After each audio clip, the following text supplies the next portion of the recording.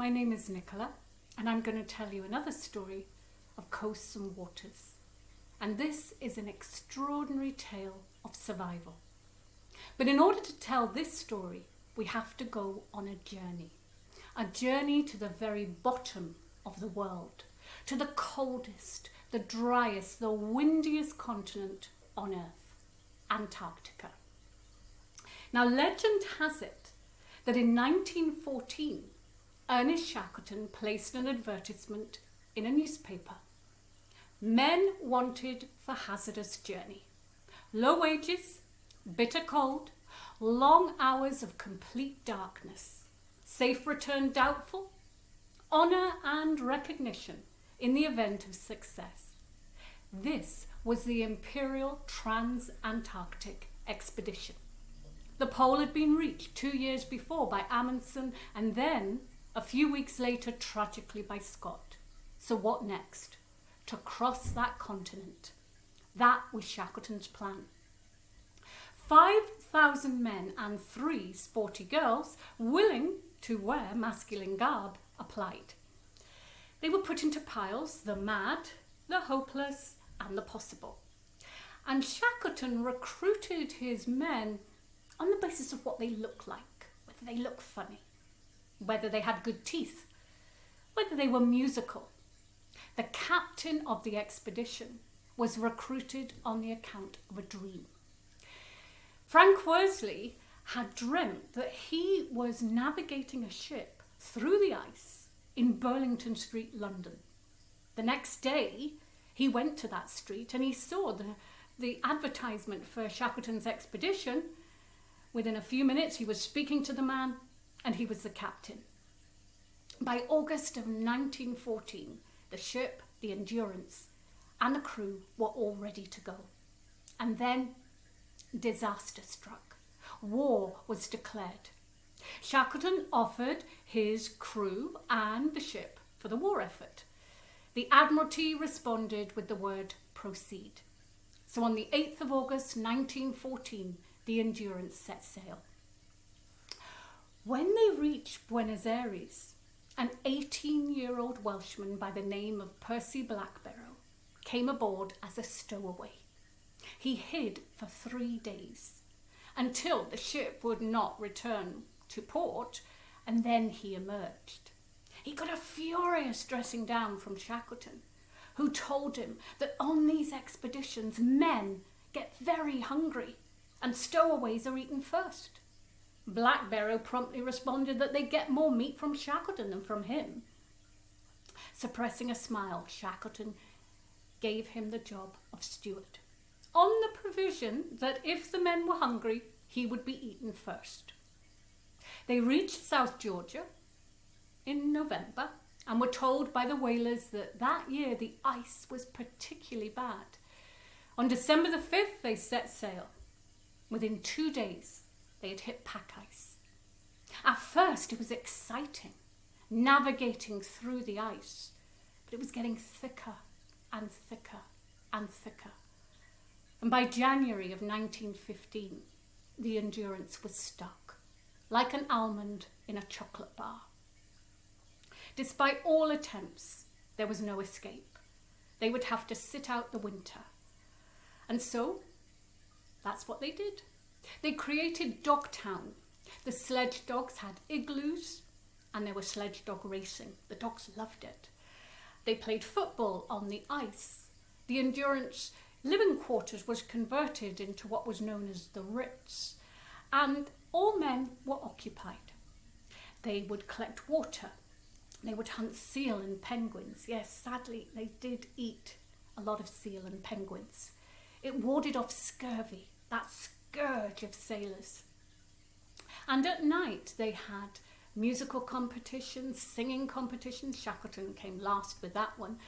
Leonard Hussey played his banjo. They played cards. They had theatrical entertainments. They even cut their own hair and landed up looking like convicts. So morale was pretty good during those dark winter months. But then ominous sounds began to be heard. Creaks and groans. Initially, they thought they were whales, but they realised that the creaks and the groans were coming from the Endurance. It was slowly being crushed by the pressure of the ice. It began to buckle, raise at a very odd angle, and then by October of 1915, water began to pour into the ship. Shackleton gave the order to abandon ship. He told men they were only allowed to take 2 pounds of kit with them. He made one exception, the banjo. It weighed 12 pounds but was seen as vital mental medicine. The man, well, he was an extraordinary leader of men. They abandoned ship. They made camp on the ice, ocean camp. And ice floe was all that was between these men and the treacherous seas. They watched slowly as the Endurance began to sink into the ice. The men spent months on the ice. They did attempt to cross the ice floes looking for a way of escape, but it was so hazardous, so dangerous with the weather, the lack of supplies, that they set up another camp, Patience Camp, and they waited. And they waited until the ice began to melt, which meant that they could go into the rowing boats. And as they waited, they were constantly drifting, constantly moving, so seeing all land and all hopes of reaching land go past them. By April of 1916, the ice was beginning to melt, and the nearest point to them was an island called Elephant Island. Nobody had ever landed there. It was just a little speck, but it was the hope for these men, because that was Shackleton's aim. Once he has lost his ship, he knew that he needed to get his men home. So they went into the lifeboats, and they were named after the sponsors of the expedition, the Stancombe Wills, the James Caird and the Dudley Docker. The men had to row across the most treacherous seas in the world. They took with them water and supplies, sledge rations, pemmican, dried meat and fat. You add hot water to it, crumble in a few ship's biscuits, you get a hoosh. Very full of energy, keeps the men warm. That's all they had, and tea. And they rowed across. It took them 6 days. They would stop at ice floes for a rest. But one time, when they stopped for sleep and on an ice floe, it began to melt. And a man fell into the water. Shackleton managed to grab him out in time, but they realised that was too dangerous, and so they continued their journey. Eventually, they reached Elephant Island. It was the first land they had felt under their feet for 16 months. But Elephant Island, well, it was on a map, but it wasn't on any whaling route.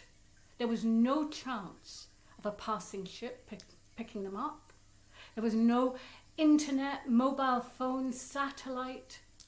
Nobody knew they were there. There was absolutely no hope of rescue. If Shackleton was going to do what he wanted to do, which was to save the lives of his men, he would have to go and get help. And so, the largest of the lifeboats was prepared, the James Caird. Ship's carpenter reinforced it, strengthened its bows, and Shackleton chose 5 men to go with him. Tom Crean, an Irishman, loyal supporter of Shackleton. Frank Worsley, of course, the navigator. He needed to go, brilliant navigator. McCarthy, an optimistic sailor, always happy, always cheerful. Shackleton took the carpenter with him as well, McNeish, because he was a useful man, but also he was a bit of a troublemaker, and he wanted the troublemakers with him. And he took a man by the name of Vincent, the strongest member of the party, but also a bit of a bully, so he wanted him with him as well. 22 men were left on Elephant Island under the command of Shackleton's right-hand man, Frank Wyatt. And so they set sail with 6 months' supplies of food and some water. And all Worsley had to navigate was a compass and a sextant. South Georgia was 800 miles away. They were in a 23-foot boat crossing the most terrifying seas in the world. The weather was appalling. The journey was appalling. They were constantly wet. They couldn't stand up. They were cramped. 3 men would be on, 3 men off, but they couldn't sleep. The food would be that hoosh that they would have, but it was an appalling, terrifying journey. And Worsley only had 4 sights of the sun in order to work out where he was, but he did it. He did it with those 4 sights of the sun and dead reckoning. And by 15 days at sea, they were approaching South Georgia. If they'd missed it, they'd have been dead. But a terrifying storm blew up, and it was incredibly difficult for the James Caird to land. Eventually they did so, but the rudder of that boat was damaged. By this time, McNeish and Vincent were in a terrible state. The boat was damaged and they had landed on the uninhabited side of the island. The whaling station was round the other side, but they couldn't get back into the boat and row round to get it because the boat was damaged, and the 2 men, there was no way they would survive another boat journey. The only way that they were going to get help was if they crossed that island. That had never been done. There were no maps, there were no charts, and the men were exhausted. So after a few days regaining their strength, the plan was that Worsley, Shackleton and Crean would cross South Georgia. McNeish put screws into the bottom of their shoes to act as crampons, as support for the men. They also had a carpenter's tool which acted like a pickaxe and rope. So they would tie themselves together. They would all walk together. The men took their rations, 3 days worth of rations, in a sock. They didn't take a tent. They didn't take a sleeping bag. They were simply going to march. And so they set off. They found mountains, ravines, crevasses. At one point they got to the very top of a steep mountain, and they looked down and they decided they were going to toboggan down, and that's what they did. They raced down it and they all survived. They were marching, exhausted, stopping for hoosh. They needed to have some sleep. Shackleton agreed and gave them 30 minutes, but he knew that if the men slept for 30 minutes, they would never wake up. They would develop hypothermia, they'd be dead. So after 5 minutes, he woke up his 2 companions and told them they'd had their full 30 minutes. They carried on marching, and for 3 days and 3 nights they did that. And then they heard something. It was a whistle. It was a whistle calling the whalers to work. They were approaching the whaling station. They had done it. As they approached the station, they saw 2 boys. But these boys took one look at these figures. I mean, the hair was all shaggy, long, straggly beards. Their clothes were ripped and torn, and these men were absolutely filthy and stinking, even for a whaling station. And they were terrified, so they ran off.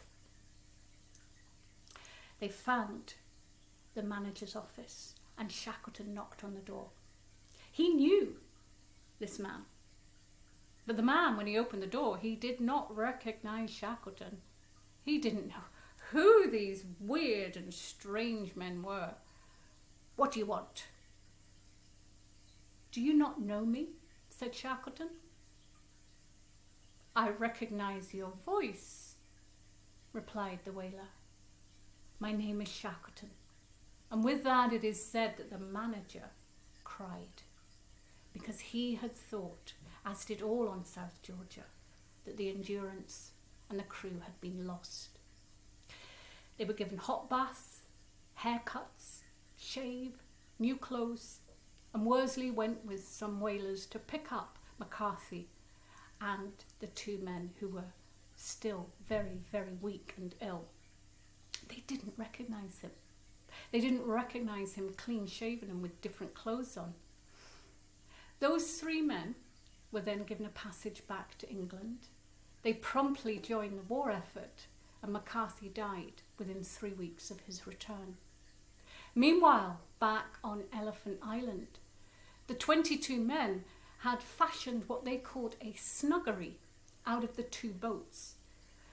They had upturned these boats, and it gave them some form of living quarters against the terrible weather that battered Elephant Island. Frank Wild was a good and effective leader. He kept the morale going. He told the men on a regular basis, "Today the boss will come." But supplies and morale was getting low, although the men did look forward to Leonard Hussey playing his banjo. It took Shackleton 4 attempts to reach Elephant Island. One time he got within 20 minutes of it. Another, he saw the island, but the ice closed in. He couldn't reach it. But in August of 1916, the Chilean government lent him a steamer called the Yelcho. And on the 30th of August, the Yelcho approached Elephant Island. Marston, the crew's artist, was calling the men for their lunch when he spotted the ship. "Ship-o!" he cried, and the men came out from the snuggery and all the places that they were. And Shackleton, in a rowing boat approaching the shore, began to count. And Worsley, who was with him, said, "They're all there, boss. They're all there." All 22 men had survived. He asked Frank Wild, "Are you well?" And Wild said, "We are well." He threw tobacco at the men, knowing that they would be desperate for their pipes. And the 22 were rescued. They were given a hero's welcome in Chile. And when they got back to Britain, they all joined the war effort. The majority of the crew joined the Mercantile Marine. Scientists were in Flanders and Ypres. The photographer, the Australian Frank Hurley, went to Ypres and took some of the most famous photographs of World War I. And Frank Worsley became a commander of a Q ship. They would hunt the U-boats, and he was known as Depth Charge Bill. Shackleton volunteered, but was refused on account of a weak heart. Shackleton made one more attempt at Antarctica with his expedition, the Quest. Wild and Crean went with him, and Worsley, and he died in South Georgia of a heart attack in 1922. He never achieved his goal. He never got to the pole. He never crossed Antarctica, but his name is legend in polar exploration. And the James Caird, that 23-foot boat that crossed 800 miles of the most treacherous seas in the world, is proudly displayed at his old school, Dulwich College. Shackleton never enjoyed school. He was too much of a restless spirit. And Leonard Hussey's banjo, that vital mental medicine, is displayed at the Maritime Museum in Greenwich. You can view them by appointment if you wish. Thank you. An extraordinary tale of survival.